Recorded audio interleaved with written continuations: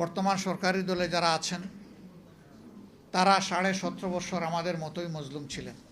আমি তাদেরকে একবার অনুরোধ করব, জাতির উপরে এই যে জুলুমের পাহাড় নেমে এসেছিল, এই ক্ষেত্রটা কেন কিভাবে প্রস্তুত হয়েছিল তারা যেন একবার চিন্তা করেন। তারা যেন চিন্তা করেন 17.5 বছর বাংলাদেশের মানুষ, বিশেষ করে সেই সরকারের বিরোধী যারা ছিলেন, বিরোধী রাজনৈতিক মতবাদে যারা বিশ্বাস করতেন, তারা সহ সমস্ত আলিম উলামা, সাংবাদিক মহল, সুশীল সমাজ, ব্যবসায়ীরা, সাধারণ মানুষেরা, শ্রমিক জনতারা, তারা কেমন ছিলেন তারা যেন একটু চিন্তা করেন। তারা নিজেরাই বলেছেন তাদের সময় কেটেছে পাট খেতে, ধান খেতে। এখন হঠাৎ করে আল্লাহ তাআলা আমাদেরকে মুক্তি দিলেন একটা রক্তভেজা আন্দোলনের মাধ্যমে। তারপরে এই স্মৃতি তাড়াতাড়ি ভুলে গিয়ে যে খাসলতটা ফ্যাসিস্ট সরকারের ছিল সেইটা আপনারা আবার ধারণ করতে যাচ্ছেন কেন?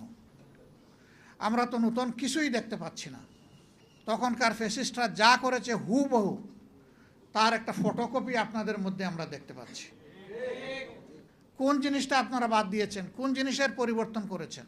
ওরা যেমন বিরোধী মতকে দমন করার জন্য ষড়যন্ত্র, অপপ্রচার এবং বল প্রয়োগের আশ্রয় নিয়েছিল, আপনারা সবগুলা ইতিমধ্যে নিয়ে ফেলেছেন। সংসদে আপনারা দেখেছেন, আমরা পরিষ্কার বলেছি, নির্বাচন তো একটা হয় নাই, দুটো হয়েছে। শপথ 2টা নেওয়ার কথা ছিল, আমরা নিলাম, আপনারা নিলেন না কেন? সেই আপনারাই তো আমাদের মতো বলেছিলেন গণমুঠে হা বলুন। তো জনগণ তো হা বলেছে। 70% মানুষ হা বলার পরে জনগণের এই অভিপ্রায়কে আপনারা অপমান করছেন কেন? অগ্রাহ্য করছেন কেন? 71-এর যুদ্ধ কেন হয়েছিল? বেসিক 2টা কারণ ছিল। একটা ছিল বৈষম্য, আরেকটা ছিল জনগণের ভোটকে সম্মান না দেখানো। এখন হুবহু দেখি তাই সব কিছু, কোনো বেশ কম দেখতে পাচ্ছি না। যে তিনি বিএনপির র্যাঙ্ক অ্যান্ড ফাইলের একজন অ্যাক্টিভিস্ট, তাকে কোথায় নিয়ে বসালেন? নির্বাচন কমিশনের অতিরিক্ত সচিব হিসাবে বসালেন। 1 বছরের জন্য আপনারা চুক্তিভিত্তিক তাকে নিয়োগ দিয়েছেন। আপনাদের মতলব আপনারাই ভালো জানেন। তবে এই 1 বছরের ভিতরে গুরুত্বপূর্ণ অনেকগুলো নির্বাচন হবে। যেই লোক তার দলের জন্য জানপ্রাণ দিয়ে কাজ করেছে সেই লোককে একটা নিরপেক্ষ জায়গায় আপনারা পাঠিয়ে দিলেন। অথচ শেখ হাসিনার হাতে 14 সালের নির্বাচন, 18 সালের নির্বাচন, 24 সালের নির্বাচন, নির্বাচনের জেনোসাইড হয়েছিল। 14 নির্বাচনে বলা হয় সেখানে অবুঝ নিরীহ প্রাণীরা গিয়েছিল, মানুষ ভোট দিতে যায়নি। 18 সালের নির্বাচন ধৈর্য ধরতে পারে নাই, নিজেদের কর্তৃত্বে নিয়ন্ত্রণে সব কিছু থাকার পরেও নির্বাচনের আগের রাতেই সব কিছু সাবাড় করে ফেলেছিল।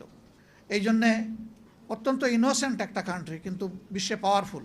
তাদের বাংলাদেশি রাষ্ট্রদূত বলেছিলেন যে এটা মিডনাইট ইলেকশন, জনগণও তাই বলতো। আর 24 সালে এসে আমিডামি করলেন।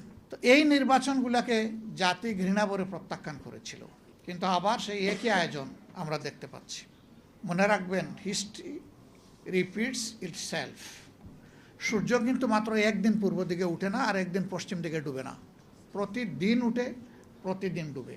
সূর্য যখন উঠে তখন শক্তিমত্তা নিয়ে উঠে, দুপুর পর্যন্ত মারাত্মক বীরত্বপনা থাকে, তার ঝাল থাকে অনেক, কিন্তু দুপুরের পর থেকে তার পতন শুরু হয় এবং শেষ পর্যন্ত গিয়ে সে ডুবতে বাধ্য হয়। কারো সূর্য মাথার উপরে দুপুরবেলা স্থির হয়ে থাকবে না, থাকে নাই অতীতে, আগামীতেও থাকবে, এই কথা চিন্তা করার কোনো কারণ নেই। তবে হ্যাঁ, যদি কোনো সরকার জনগণের অভিপ্রায়কে সম্মান করে চলে, তাহলে সেই সরকার মানুষের মনোজগতে শক্ত আসন বা ভিত্তি গড়ে তোলে। আর মানুষের অভিপ্রায়কে যারা অপমান অগ্রাহ্য করে, জনগণ তাদের অন্তর থেকে তাদেরকে ঘৃণা করে, প্রত্যাখ্যান করে, এমনভাবে প্রত্যাখ্যান করে যে শেষ পর্যন্ত এই সৎসাহসটাও থাকে না যে নিজের দেশে আমি থাকি, আমি ফেস করি, দেশ ছেড়ে পালাতে বাধ্য হয়। আমরা একটা মজলুম সংগঠন, আপনারা জানেন 24 সালের 1 আগস্ট আমাদেরকে নিষিদ্ধ ঘোষণা করা হয়েছিল। আমরা এটাকে সাথে সাথে প্রত্যাখ্যান করেছিলাম। আমরা ধন্যবাদ জানাই, সেই দিন বিএনপিও এটাকে প্রত্যাখ্যান করেছিল, আমাদের সমস্ত গণতান্ত্রিক ধারার দলগুলো প্রত্যাখ্যান করেছিল, এলডিপি করেছিল। সম্ভবত সবার আগের প্রতিবাদ করেছিলেন ডক্টর কর্নেল অলি আহমদ। একে একে সবাই করেছে। আমরা সবার কাছে কৃতজ্ঞ, ঋণী, এটিই গণতন্ত্রের চেতনা। কিন্তু আফসোস, আমাদেরকে নিষিদ্ধ করেছিলেন নিজের গদিকে একদম নির্ভেজাল করার জন্য, নিরাপদ করার জন্য, কিন্তু 1, 2, 3, 4 এই 3 দিনেই মজা লুটেছেন।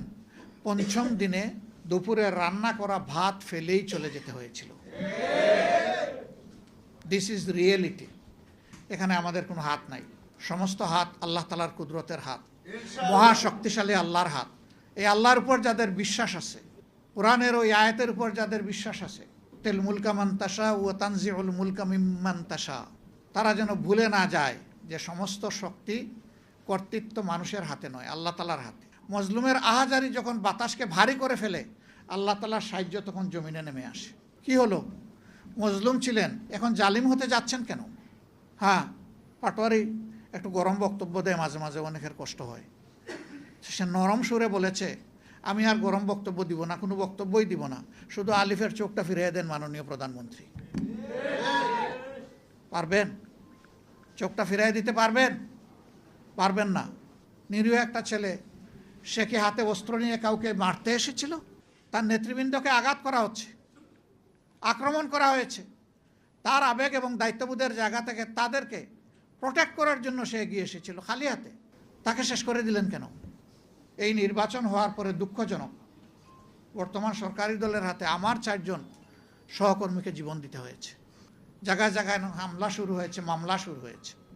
আপনারা মারলেন, মব সৃষ্টি করলেন, লোকদেরকে বন্দি করে রাখলেন, চোখটা কেড়ে নিলেন, তারপরে আবার উল্টো তাদের উপরেই মামলা দিলেন। কি মামলা? যে তারা আইফোন ছিনতাই করেছে। ধন্যবাদ, অন্তত একটা দামি ব্র্যান্ডের ফোনের ব্যাপার বলেছে। তারা সেখানে আইফোন ছিনতাই করতে গিয়েছিল। তো সেদিন আমি বলেছিলাম যে আপনারা তো হুবহু দেখে ওই দিকেই হাঁটছেন। ফেসিস্ট আমলে আপনাদের বর্তমান শিক্ষামন্ত্রীর বিরুদ্ধে বেনেট ব্যাগ ছিনতাইয়ের মামলা দিয়েছিল। তো আপনারা এতটুকু অনুগ্রহ করেছেন যে একটা ভালো স্ট্যান্ডার্ডে অন্তত আইফোনে নিয়ে এসেছেন। হুবহু ওইগুলোই আপনারা অনুসরণ করে চলছেন। কোন জিনিসটা বাদ দিলেন আপনারা?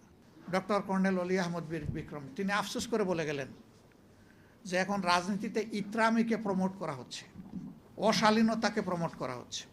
সচিব হওয়ার জন্য দলীয় একটা পদ থাকলেই হবে।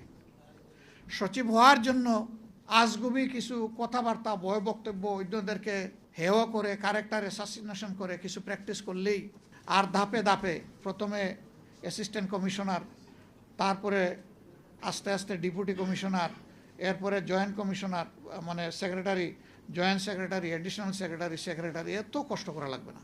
শর্ট কোর্স, মাত্র 3 মাস প্র্যাকটিস করলে হয়ে যাবে। মনে রাখবেন, দুধ কলা দিয়ে যদি কাল সাপ পুষেন, একদিন সেই সাপের সুবলে আপনার জীবনও যেতে পারে। মনে রাখবেন, এরা কারো নয়। এরকম আচরণ যারা করে, যেই করুক, আমি কারো পার্টিকুলার নাম নিতে চাচ্ছি না, এরা আসলে মতলববাজ, এরা তাদের নিজের, এবং এরা সমাজকে ডুবায়, নিজেও ডুবে।